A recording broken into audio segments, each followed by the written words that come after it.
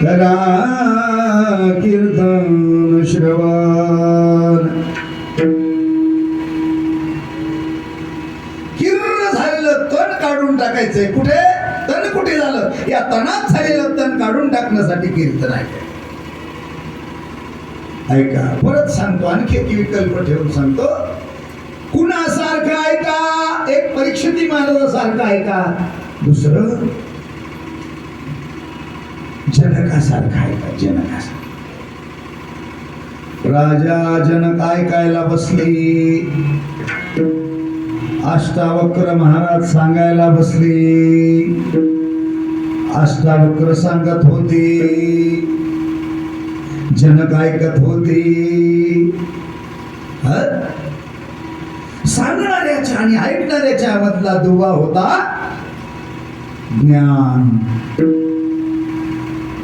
हे ज्ञान कसं आहे?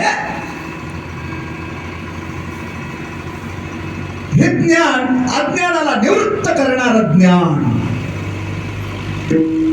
अष्टावक्र सांगत होते, जनक ऐकत होते. उपदेशं दिदे ज्ञान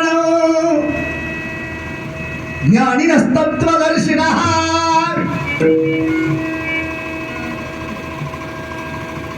अष्टावक्र सांगत होते, जनक ऐकत होते. सांगता सांगता सांगणाऱ्याची समाधी लागली आणि ऐकता ऐकता ऐकणाऱ्याची समाधी लागली. कळालं का माय? सांगता सांगता सांगणाऱ्याची समाधी लागली, ऐकता ऐकता ऐकणाऱ्याची समाधी लागली. झोप नाही बर का? हो, आपल्याला झोप लागते. समाधी लागली. एवढ्यामध्ये जनकाच्या मिथिला नगरीला आग लागली. नगरी पेटली, जळायला लागली. सगळे सेवक लोक धावत पळत आले.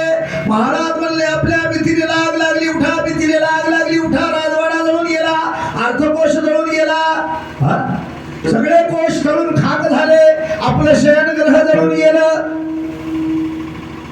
उठा म्हणले, पळा, धावा, उठा, पळा, धावा. पण दोघांची समाधी लागली.